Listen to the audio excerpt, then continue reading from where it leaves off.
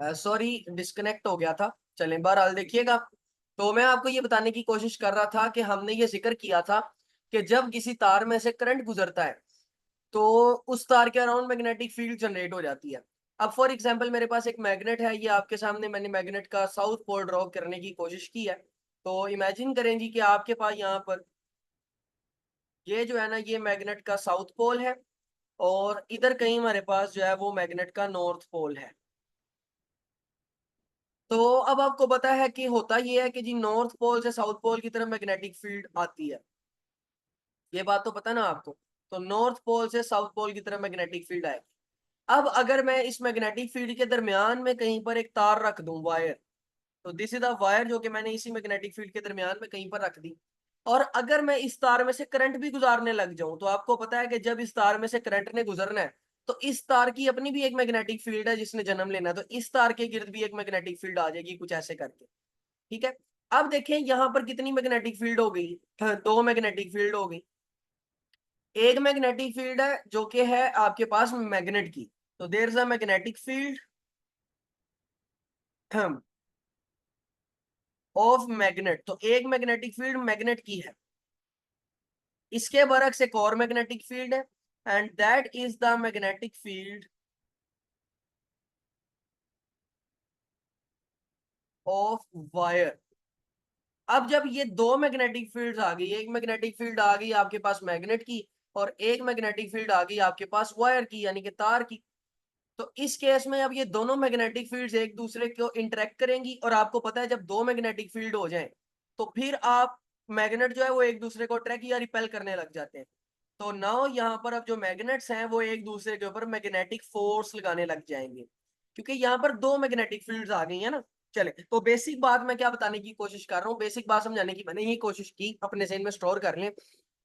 पहली बात, जब किसी तार में से करंट गुजरता है तो उस तार के इर्द गिर्द मैग्नेटिक फील्ड पैदा हो जाती है। और अगर आप किसी एक्सटर्नल मैग्नेटिक फील्ड में, जैसे कि मैग्नेट की मैग्नेटिक फील्ड में किसी तार को रखें और उसमें से करंट गुजारे, तो उस तार के ऊपर क्या लगती है, मैग्नेटिक फोर्स, क्योंकि मैग्नेट की भी मैग्नेटिक फील्ड होती है और तार जिसमें से करंट गुजर रहा है उसकी भी मैग्नेटिक फील्ड होती है, और दोनों की मैग्नेटिक फील्ड आपस में इंटरेक्ट करती हैं जिसके बाद दोनों के ऊपर क्या लगती है, फोर्स। चले, now let's move to the presentation, जहां पर हम ये सारी बात डिटेल में डिस्कस करने वाले हैं। ये वाला पहला कॉन्सेप्ट तो पहले पढ़ गया ना। अच्छा जी, तो अब हमारा जो लेक्चर है, आर्टिकल है, that is related to magnetic force on a current carrying conductor या current carrying wire in an external field. तो अगर आपके पास एक एक्सटर्नल मैग्नेटिक फील्ड है, उसके अंदर से करंट कैरिंग वायर को गुजारा है आपने, यानी ऐसी तार रखी है जो कि जिसके अंदर से करंट गुजर रहा है। जैसे आप ये इसकी मिसाल ले लें, ये मिसाल है आपके पास, ये आपको बी नजर आ रहा है, बी। बी का मतलब कल बताया था, बी मींस मैग्नेटिक फील्ड। ये है आपके पास एक मैग्नेटिक फील्ड, और इस मैग्नेटिक फील्ड के अंदर आपने एक करंट कैरिंग कंडक्टर को रख दिया, ये दिस इज द वायर। ये जो व्हाइट वाली नजर आ रही है ना, दिस इज द वायर। इस वायर में से करंट ने फ्लो करना। ओके ना। अब स्टेटमेंट क्या कहती है जी, इसकी तो बड़ी आसान बात है, कहती है अ current carrying conductor has its own magnetic field. Current carrying conductor का सादा सी बात में अल्फाज में बयान करूं तो इसका मतलब होता है वायर। तो किसी तार में से जब करंट गुजर रहा होता है तो उसकी अपनी भी एक मैग्नेटिक फील्ड होती है, but when it is placed in an external magnetic field. लेकिन जब आप इस तार को एक एक्सटर्नल मैग्नेटिक फील्ड में रखेंगे, एक्सटर्नल मैग्नेटिक फील्ड का मतलब यह है किसी मैग्नेट के अंदर, then as a result of interaction between these two fields, तो फिर दोनों फील्ड्स में इंटरेक्शन होगा। A force may be experience by the conductor. तो फिर जो कंडक्टर है वो क्या एक्सपीरियंस करने वाला है, फोर्स, क्योंकि दोनों की जो मैग्नेटिक फील्ड है वो क्या करेगी, इंटरेक्ट करेगी। अब एक्सपेरिमेंटल अरेंजमेंट को समझ लें। एक्सपेरिमेंटल अरेंजमेंट क्या है जी, कंसीडर अ कॉपर रोड, एक कॉपर रोड है, capable to move along a pair of copper rails. अब जरा फोकस कीजिएगा डायग्राम में। ये जो आपको व्हाइट कलर की वायर नजर आ रही है, this is the copper road जिसमें से करंट ने गुजरना है। और ये जो आपको दो लंबे लंबे स्केल्स नजर आ रहे हैं जो कि पटरियों की तरह, जिस तरह ट्रेन की पटरियां होती है ना, बिल्कुल, ये कंडक्शन रेल्स हैं जो कि कॉपर की ही रेल्स हैं, बस इनके जरिए से करंट ने फ्लो करना है। जैसे आप ये नीचे देखें ना, तो बिल्कुल राइट साइड पर आपको पॉजिटिव और नेगेटिव नजर आ रहा है। तो यहाँ बैटरी लगी हुई है, बैटरी से करंट फ्लो करेगा और करंट इन रेल्स में से जब गुजरेगा तो ये वायर में से भी करंट गुजरेगा। तो ये जो वायर है ये करंट कैरिंग कंडक्टर या करंट कैरिंग वायर बन जाएगी। Now consider copper rod capable to move along a pair of copper rails. whole arrangement is placed in between the pole pieces of horseshoe magnet। ये जो arrangement है ना सारी, यानी ये जो पूरी डायग्राम बनी हुई है ये वाली सारी, ये सारी डायग्राम हॉर्स शू मैग्नेट के दरमियान रखी गई है। इसका मतलब क्या आगे बताता हूँ। When the current is passed through the wire, it moves under the action of magnetic force। तो जब आप इस वायर में से करंट गुजारेंगे तो इसकी भी मैग्नेटिक फील्ड जनरेट होगी, और पहले से चूंकि वो कह रहा है हॉर्स शू मैग्नेट के अंदर पड़ी हुई है तो उसकी भी मैग्नेटिक फील्ड होगी। जब दोनों मैग्नेटिक फील्ड इंटरेक्ट करेंगी तो तार के ऊपर क्या लगेगी, फोर्स, और तार मूव करेगी under the action of magnetic force. Okay जी, चले इसका स्क्रीनशॉट ले शाबाश जल्दी से।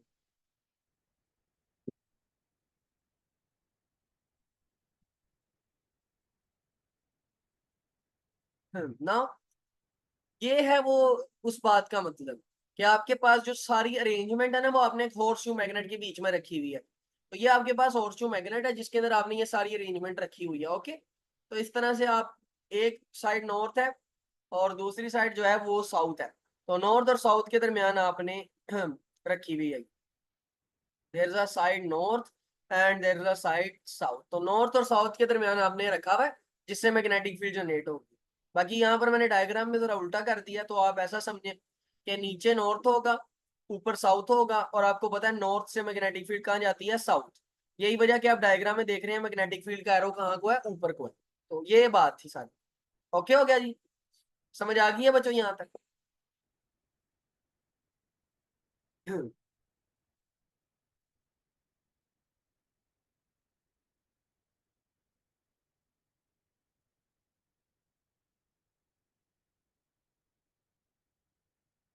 अच्छा, अब आपके पास अगर कॉपर की कुछ रेल्स हैं, ये आपके पास दो कॉपर की रेल्स हैं, ठीक है जी, और ये कॉपर की रेल्स को आप एक मैग्नेटिक फील्ड में रखते हैं और इनके ऊपर एक आप एक वायर रख देते हैं कुछ ऐसे, और यहाँ पर आप एक मैग्नेटिक फील्ड ड्रॉ करते हैं, ठीक है जी। अब मैग्नेटिक फील्ड अगर पेपर के अंदर जा रही हो ना तो उसको क्रॉस से शो करते हैं। अगर वो पेपर के अंदर जा रही है तो पेपर के अंदर अंदर की तरफ जा रही है magnetic field, that is represented by cross.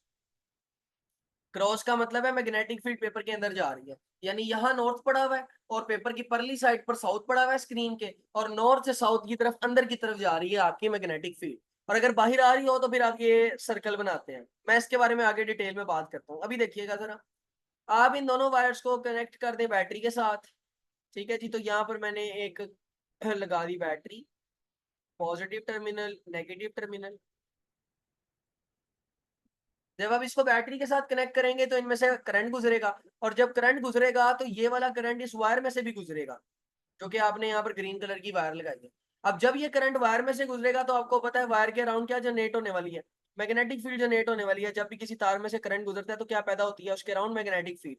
और पहले भी आपकी जो मैग्नेटिक फील्ड है वो मौजूद है मैग्नेट की, जो कि इनवर्ट जा रही है।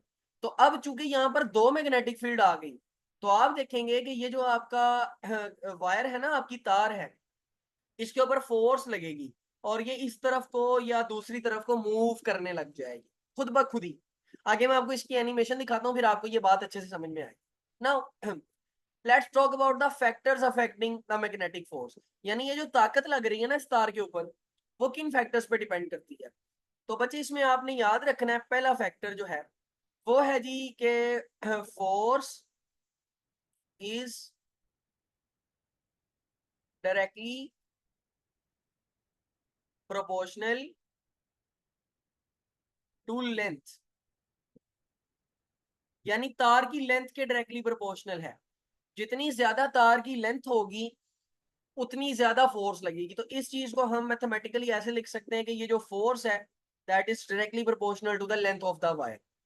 अच्छा, नंबर 2 पर आपने याद रखना है कि the force is directly proportional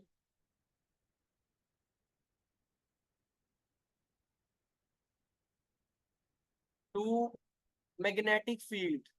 यानी जितनी ज्यादा मैग्नेटिक फील्ड स्ट्रॉन्ग लगाएंगे आप, जितना मैग्नेट स्ट्रॉन्ग लगाएंगे, आपकी ये जो मैग्नेटिक फोर्स है जो कि कंडक्टर पर लग रही है ये उतनी ज्यादा हो जाएगी। और ये कॉमन सेंस वाली बात है। तो इसका मतलब है जो फोर्स है वो मैग्नेटिक फील्ड यानी बी के भी डायरेक्टली प्रोपोर्शनल है। मैग्नेटिक फील्ड को बी से शो करते हैं, कल डिस्कस किया था। नंबर 3 आपने याद रखना है कि the force is directly proportional to current. तार में से जितना ज्यादा करंट गुजरेगा उतनी ज्यादा फोर्स लगेगी। उसकी वजह यह है कि जब तार में से जितना ज्यादा करंट गुजरेगा ना, तो तार की मैग्नेटिक फील्ड उतनी स्ट्रांग हो जाएगी, और जितनी ज्यादा तार की मैग्नेटिक फील्ड स्ट्रांग हो जाएगी उतनी फोर्स ज्यादा लगेगी, सारी बात है। और एट लास्ट नंबर 4 पर आपने याद रखना है जी कि force is directly proportional to sine alpha. जो फोर्स है वो साइन एल्फा के डायरेक्टली प्रोपोर्शनल है। यहाँ ये अल्फा का क्या मतलब है जी? ये अल्फा एक्चुअली एंगल को शो करता है। अल्फा किसको शो करता है? एंगल को। ये कौन सा एंगल है जी? तो alpha is the angle between length of the wire, यानी रॉड जो आपने लगाई हुई है उसको अगर वेक्टर फॉर्म में शो करें तो आप उसको यूनिट वेक्टर भी लिखेंगे साथ, एल यूनिट वेक्टर, ठीक है ना। तो यहाँ पर एल, क्योंकि लेंथ एक स्केलर होती है लेकिन हम वेक्टर से शो कर रहे हैं सिर्फ इसलिए कि डायरेक्शन का पता लगाया जा सके। तो angle between length and magnetic field, तो मैग्नेट की मैग्नेटिक फील्ड और लेंथ के दरमियान जो एंगल है वो आपके पास है साइन एल्फा। ओके, तो यहाँ से आपने ये भी बात याद रखनी है कि वो जो फोर्स है वो उन दोनों के दरमियान एंगल के भी डायरेक्टली प्रोपोर्शनल है। तो force is directly proportional to sine alpha. अक्सर बच्चे यहाँ पर मेरे से पूछते होते हैं कि सर यहाँ पर हमारे पास एंगल थीटा क्यों यूज नहीं हुआ, अल्फा क्यों यूज हुआ है? तो मैं उसका जवाब देता हूँ कि बेटा ये ना ऑथर के ऊपर डिपेंडेंट होता है कि वो एंगल को किससे शो करता है, थीटा से शो करता है या अल्फा से शो करता है। ठीक है, तो बाज दफा वो अल्फा से शो कर देता है, बाज दफा वो थीटा से शो कर देता, फर्क नहीं पड़ता। डायग्राम दोबारा बता दे। बेटा मैं ना एनिमेशन बताता हूँ, एनिमेशन दिखाता हूँ ना, फिर आपको ये समझ में आ जाएगा। अभी आप सिर्फ इक्वेशन के ऊपर गौर करें। आप इसको कह दें जी इक्वेशन नंबर 1, इसको कह दें इक्वेशन नंबर 2, इसको कह दें जी इक्वेशन नंबर 3, और इसको कह दें जी इक्वेशन नंबर 4। तो टोटल 4 इक्वेशन हो गई। इन सबको जब आप कंबाइन करेंगे तो आपके पास फोर्स आएगी directly proportional to I L B sine alpha. और जब आप डायरेक्टली प्रोपोर्शनल हटाएंगे तो कांस्टेंट आएगा 1, बाकी आपके पास फोर्स बन जाएगी I L B sine alpha. तो किसी भी तार के ऊपर लगने वाली जो फोर्स है उसको ये बोलते हैं I L B sine alpha. Okay, अच्छा अब आपको ये बात याद होगी कि साइन थीटा या साइन अल्फा कौन सी प्रोडक्ट में आता था, डॉट प्रोडक्ट में या क्रॉस प्रोडक्ट में? बताया जरा। साइन थीटा या साइन अल्फा क्रॉस प्रोडक्ट में आता था।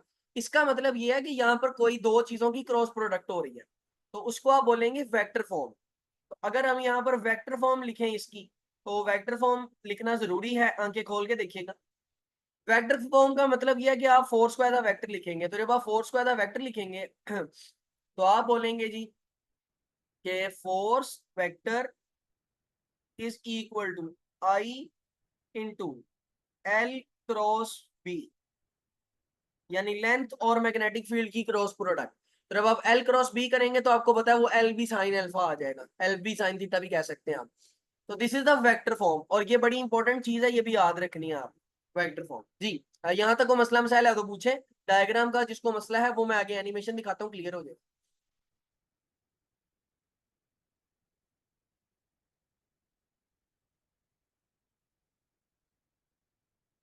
स्क्रीनशॉट ले लें, 1 2 3, ओके बाय नाउ। एक दफा डायग्राम समझ लें। पहली बात बच्चे आपने याद रखनी है, ये आपके पास अगर किसी डायग्राम में मैग्नेटिक फील्ड की जगह ये ओ लिखा हो या सर्कल बना हो, ये सर्कल का मतलब आपने याद रखना है। इस सर्कल का मतलब होता है magnetic field is out of page या आउट ऑफ पेपर।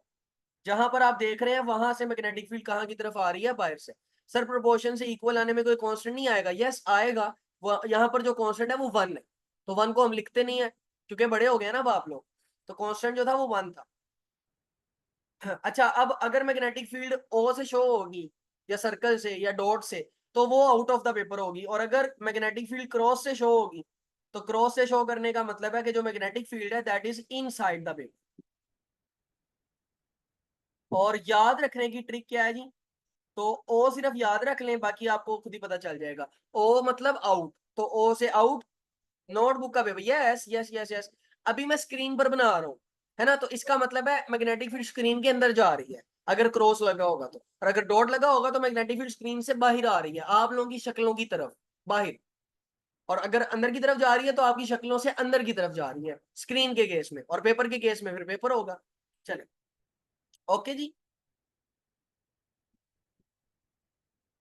ना डायग्राम हमारी क्या है, हमारे पास एक्चुअली में दो कॉपर की रेल्स हैं, यानी कॉपर की दो आप समझ लें पटरियां हैं, जैसे रेलवे की पटरियां होती है ना ट्रेन की, वैसे ये दो पटरियां हैं आपके पास।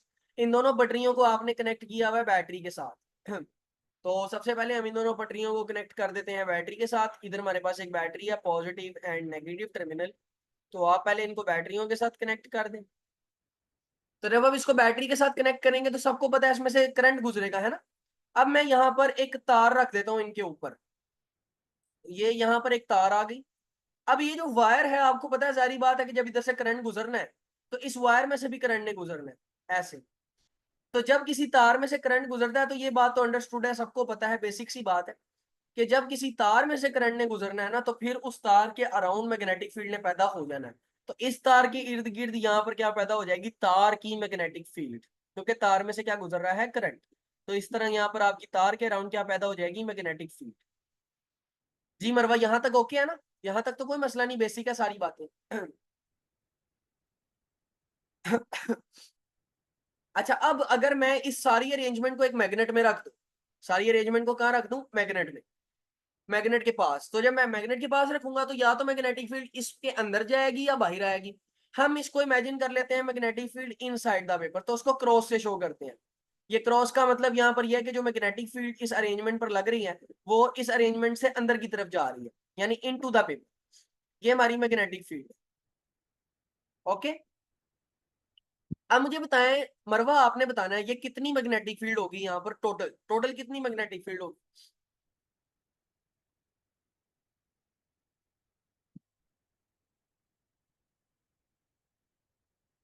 यस, टोटल यहाँ पर दो मैग्नेटिक फील्ड होगी। अच्छा, अगर मैं दो मैग्नेट्स को एक दूसरे के करीब लाऊं, एक मैग्नेट की एक मैग्नेटिक फील्ड होती है, दो मैग्नेट की दो मैग्नेटिक फील्ड होंगी। तो अगर मैं दो मैग्नेट्स को करीब लाऊं तो वो फोर्स लगाएंगे ना, चाहे अट्रैक्ट करें चाहे रिपेल करें, फोर्स लगाएंगे कि नहीं लगाएंगे।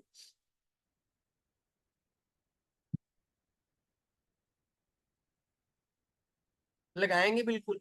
तो यहाँ पर भी आप देखें कि दो मैग्नेटिक फील्ड जनरेट हो गई, एक मैग्नेट की मैग्नेटिक फील्ड जो कि इनटू द पेपर है, और एक तार की मैग्नेटिक फील्ड।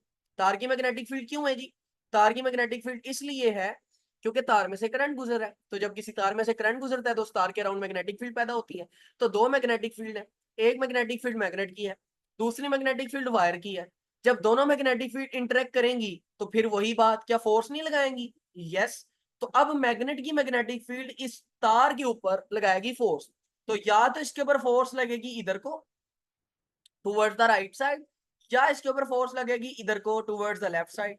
वो किधर को लगेगी अभी हम आगे टॉपिक पढ़ते हैं समझ में आएगी बात। कहने का मतलब ये है कि यहाँ पर लगेगी फोर्स, और ये जो फोर्स है इस फोर्स का नाम हमने क्या रखा हुआ है, मैग्नेटिक फोर्स। तो ये जो फोर्स लग रही है, this force is actually the magnetic force. जी, अब समझ आई डायग्राम मरवा, नहीं आई तो मेरे से एक दफा बेशक दोबारा पूछ ले, मुझे कोई मसला नहीं। फातिमा, आपको अगर प्रॉब्लम है तो आप भी पूछ लें, मैं दोबारा बता दूंगा।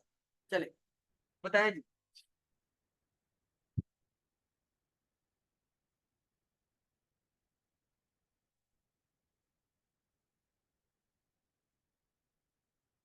ओके बच्चों, शाबाश शाबाश। चले चले, इसका स्क्रीनशॉट बेशक ले लें आप।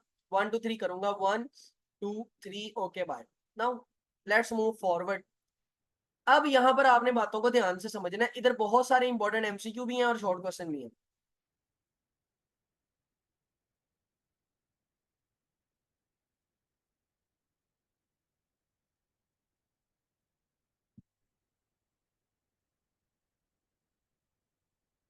हेलो।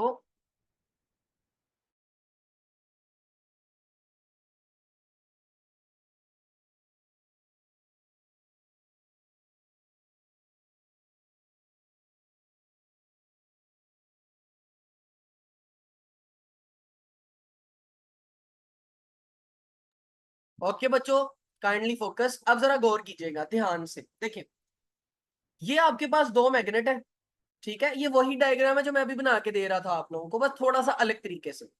तो ये आपके पास दो मतलब मैग्नेट है, एक नॉर्थ पोल है एक साउथ पोल है। हमने कल पढ़ा था कि मैग्नेट की मैग्नेटिक फील्ड नॉर्थ पोल से कहाँ जाती है, साउथ पोल पर जाती है, ऐसे ही है। अच्छा अब जरा देखें, यहां पर आपके पास ये रॉड है आपकी जिसमें से करंट ने गुजरना है। तो ये जो दरमियान में गोल्डन कलर की नजर आ रही है, this is actually the road जिसमें से करंट फ्लो कर रहा है। अब फोकस कीजिएगा, अगर आप मैग्नेटिक फील्ड लाइंस को देखें और रोड को देखें तो दोनों आपस में पैरेलल है ना, क्या ख्याल है? ये रोड भी आपकी लेटी हुई है और मैग्नेटिक फील्ड लाइंस भी लेटी हुई है, तो दोनों पैरेलल है ना।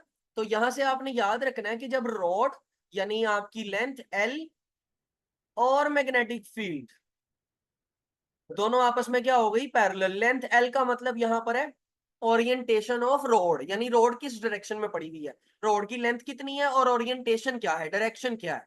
क्योंकि आपको पता है मैग्नीट्यूड और डायरेक्शन को मिलाए तो वेक्टर बनता है। तो यहाँ पर जो लेंथ वेक्टर है ना वो ये शो कर रहा है कि एक तो रोड की लेंथ कितनी है और दूसरा डायरेक्शन क्या है। अब लेंथ और जो मैग्नेटिक फील्ड है वो पैरेलल है, पैरेलल का मतलब है एंगल कितने डिग्री है, 0 डिग्री। तो अब हम जरा वो फोर्स का फार्मूला लगाते हैं। हमें पता है फोर्स का फार्मूला है जी I L B sign theta या साइन अल्फा। तो I L B साइन, अब अल्फा की जगह लिख लें 0 डिग्री। तो जब आप कैलकुलेटर पे साइन 0 करेंगे ना तो साइन 0 0 होता है, और आप देखेंगे कि I L B भी 0 हो जाएगा और टोटल मैग्नेटिक फोर्स कितनी होने वाली है यहाँ पर, 0। ओके, तो इसका मतलब है कि जब आप तार को पैरेलल कर देंगे मैग्नेटिक फील्ड के तो फिर आपकी मैग्नेटिक फोर्स वहां पर क्या हो जाएगी, 0 हो जाएगी। अच्छा यही केस एंटी पैरेलल का भी है, यही केस एंटी पैरेलल का भी है। तो अगर आप एंटी पैरेलल कर देते हैं फॉर एग्जांपल लेंथ और मतलब मैग्नेटिक फील्ड को, तो एंटी पैरेलल के केस में दोनों के दरमियान जो एंगल है दैट विल बी 180 डिग्री। ठीक है, फिर अब आप इसको सॉल्व करेंगे तो F is equal to I L B sine alpha की जगह लिखेंगे 180 डिग्री, और साइन 180 भी 0 होता है तो फोर्स आपके पास कितनी आ जाएगी, 0। पल्ले पड़ती है बात। तो अब यहां पर आपने ऑब्जेक्टिव बड़ी इंपॉर्टेंट याद रखनी है कि किसी करंट कैरिंग वायर में से मैग्नेटिक फोर्स तब 0 होती है जब लेंथ और मैग्नेटिक फील्ड या तो पैरेलल हो या एंटी पैरेलल हो, यानी दोनों के दरमियान एंगल या तो 0 डिग्री हो या फिर 180 डिग्री हो। जी बच्चों ये बात पल्ले पड़ती है।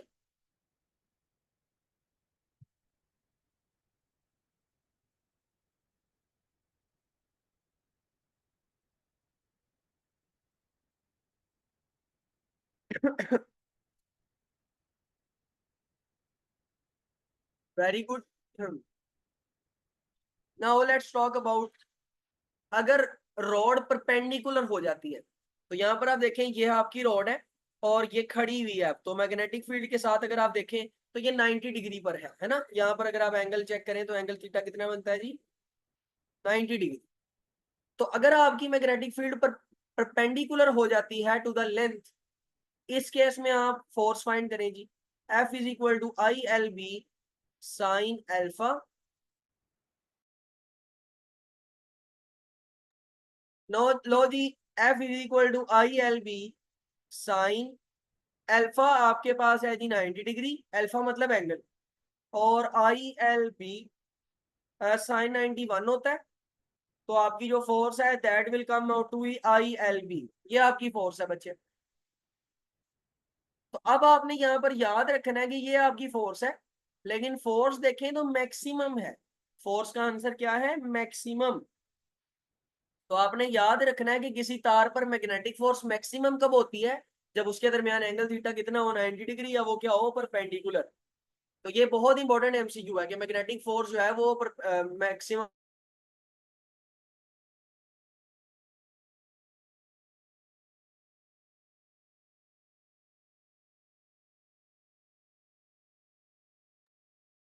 जी बच्चों यहाँ तक बात पहले पड़ती है।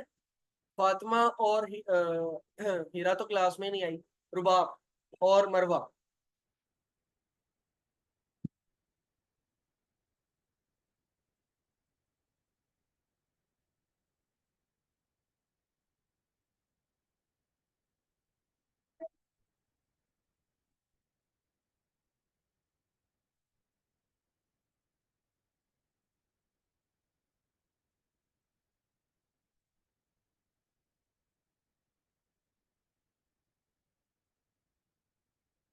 चले जी, ओके बच्चे, स्क्रीनशॉट ले लें इसका। 1 2 3 okay bye. Now let's move forward. अब अगर आप देखें तो ये रॉड एक एंगल पर है, किसी खास एंगल पर है, तो फिर आपकी फोर्स का फार्मूला वही रहेगा, एंगल थीटा पुट करके आप फोर्स को मालूम करेंगे। F is equal to I L B sine theta. ठीक है, बुक वाला इसको I L B sine alpha बोलते हैं, फर्क नहीं पड़ता थीटा हो या अल्फा, एक ही बात है। आप पेपर में अल्फा या थीटा लिखते हैं, गलत नहीं होगा। ओके जी, now let's come to the direction of magnetic force in magnetic field. अब पता कैसे चलेगा कि फोर्स लगेगी कहां पे? तो बेटा आपने याद रखना है कि फोर्स की डायरेक्शन मालूम करने के लिए यूज किया जाता है पाम राइट हैंड रूल। इसमें आप देखें आपका पाम है, फिंगर्स ने मैग्नेटिक फील्ड को शो करना है, यानी जिस डायरेक्शन में मैग्नेटिक फील्ड है उस डायरेक्शन में आपकी फिंगर्स जाएंगी। तो the fingers will point in the direction of magnetic field, और जो आपका थंब है वो शो करेगा करंट को। एंड जो आपके पाम के 90 डिग्री पर है ना, यानी परपेंडिकुलर टू पाम, आपकी हथेली के परपेंडिकुलर अगर एक लाइन बनाई जाए तो वो फोर्स की डायरेक्शन होगी। जैसे आप ये गिवन मिसाल में देखें, राइट हैंड अपना पकड़े, सारे राइट हैंड सीधा करें, फिंगर्स आपकी जो है ना वो मैग्नेटिक फील्ड की तरफ को होनी चाहिए। तो अगर आप गौर करें तो मैग्नेटिक फील्ड जो है आपकी वो इधर को है, ऐसे नॉर्थ से साउथ की तरफ। तो आप अपनी फिंगर्स को ऐसे कर दें, थंब आपका करंट की डायरेक्शन को शो करेगा। तो ये देखें जी, थंब आपका करंट की डायरेक्शन को शो कर रहा है। तो इस जो पाम है आपका हथेली, उसके 90 डिग्री पर कौन लगेगी? फोर्स। इस तरह से फोर्स लगेगी, यानी इन टू द पेपर। तो ये जो आपकी गिवन ऊपर वाली डायग्राम है, इस ऊपर वाली डायग्राम के एतबार से रोड के ऊपर फोर्स लगेगी इधर को, इन टू द पेपर, अंदर की तरफ। पल्ले बढ़ती है बात कि नहीं बढ़ती?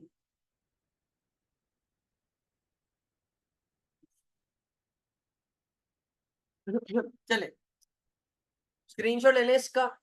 1 2 3 ओके बाय। चले देखें जी, अब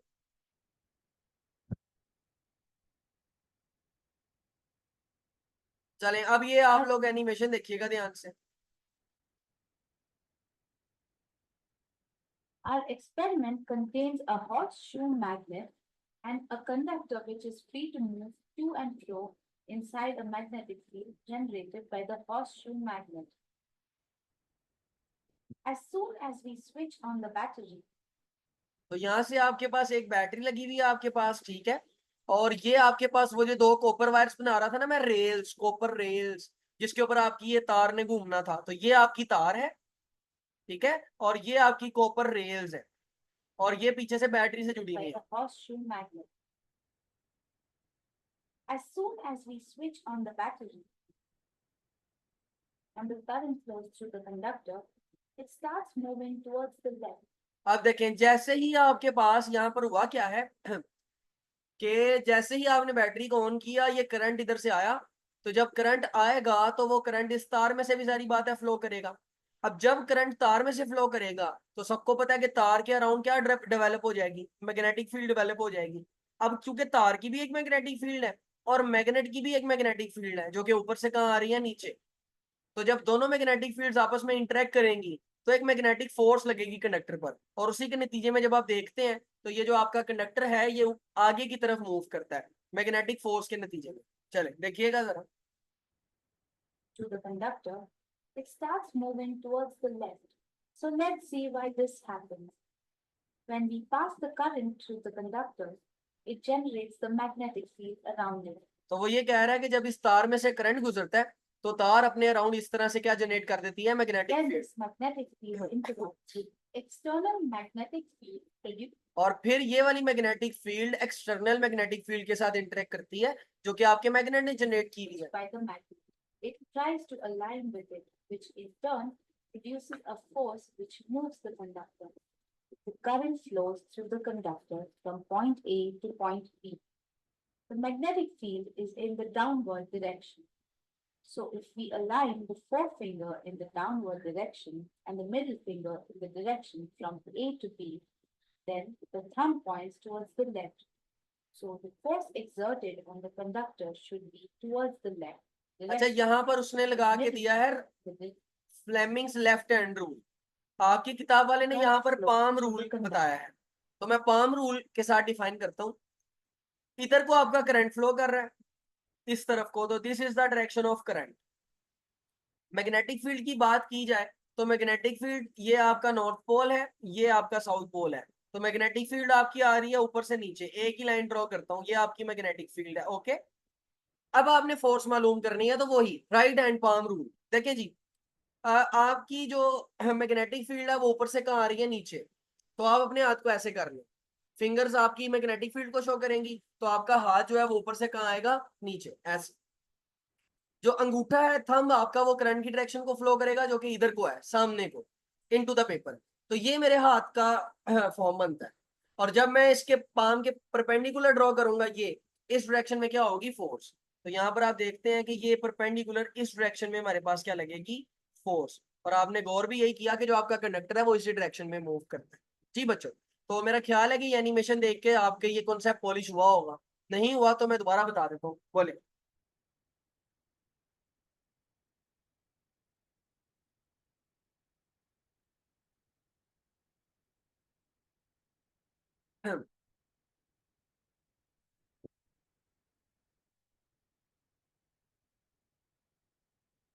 चले, बस आपने ये बात याद रखनी है अपने ज़हन में स्टोर करके कि जब किसी तार में से करंट गुजारते हैं और आप उसको किसी मैग्नेटिक फील्ड में रख देते हैं, तो फिर उसके ऊपर एक फोर्स लगती है। अब आप उसकी डायरेक्शन कैसे मालूम करेंगे जी? तो पहला तरीका डायरेक्शन मालूम करने का है direction from physical method. Physical method के जरिए डायरेक्शन मालूम करें।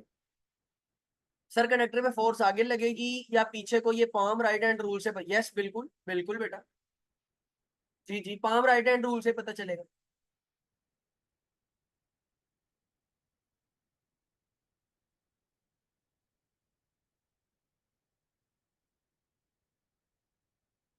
अच्छा जी, तो अब लेट्स इमेजिन कि आपके पास मैग्नेट के दो पोल्स हैं, एक आपके पास नॉर्थ पोल है, एक आपके पास साउथ पोल है। आप सबको पता है कि मैग्नेट की मैग्नेटिक फील्ड नॉर्थ पोल से निकलती है और कहाँ जाती है जी, साउथ पोल। ओके, नाउ आप इमेजिन करेंगे यहाँ पर आपके पास एक वायर की वजह से मैग्नेटिक फील्ड भी जनरेट हो रही है। तो इमेजिन कि यहाँ पर आपके पास एक वायर है और उस वायर की वजह से गोल गोल मैग्नेटिक फील्ड जनरेट हो रही है। तो आपको पता है कि तार की जो मैग्नेटिक फील्ड है वो कंसेंट्रिक होती है, गोल होती है। और लेट्स से कि वो जो मैग्नेटिक फील्ड है वो एंटी क्लॉकवाइज है। तो यहाँ से वो मैग्नेटिक फील्ड होगी नीचे की तरफ, और यहाँ से वो मैग्नेटिक फील्ड कहाँ को होगी, ऊपर की तरफ। ऐसा ही है, एंटी क्लॉकवाइज है ना। यहाँ पर आप फॉर एग्जांपल एक तार को इमेजिन कर लें, एक वायर है, उस वायर में से मैग्नेटिक फील्ड गुजर रही है। अब जरा फोकस कीजिएगा, अगर आप ये वाले हिस्से में देखें यहाँ पर, तो इधर तार की मैग्नेटिक फील्ड भी नीचे को जा रही है और मैग्नेट की मैग्नेटिक फील्ड भी नीचे को जा रही है। यानी यहाँ पर मैग्नेटिक फील्ड हो जाएंगी एड अप, और एड अप होने के बाद इस साइड की जो मैग्नेटिक फील्ड है वो कैसी होगी, स्ट्रॉन्गर, स्ट्रॉन्गर फील्ड होगी। क्योंकि मैग्नेटिक फील्ड एक दूसरे के साथ एड अप हो रही है, कैंसिल नहीं कर रहे। अच्छा, अगर आप परली वाली साइड पर देखें, इस साइड पर यहाँ पर, तो मैग्नेट की मैग्नेटिक फील्ड नीचे आ रही है और तार की मैग्नेटिक फील्ड ऊपर जा रही है। तो यहाँ पर जो मैग्नेट की मैग्नेटिक फील्ड है और तार की मैग्नेटिक फील्ड है वो क्या करेंगी, ऑपोजिट डायरेक्शन होने की वजह से कैंसल आउट। जब वो कैंसल आउट करेंगी तो यहाँ पर वीकर फील्ड जनरेट हो, वीक फील्ड। ऐसा ही है। अब आप सबको पता है कि ताकत हमेशा स्ट्रॉन्ग साइड से वीक साइड की तरफ जाती है। तो यहां पर इस तार के ऊपर जो मैग्नेटिक फोर्स है वो लगेगी from strong side to the weak side.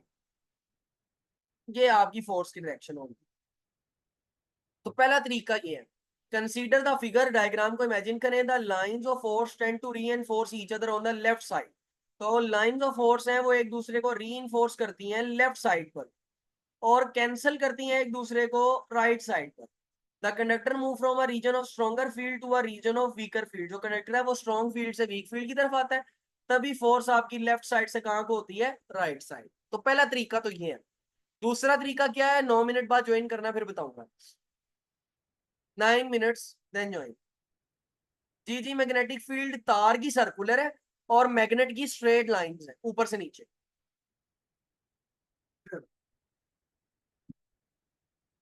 चले, 9 मिनट के बाद ज्वाइन कीजिएगा।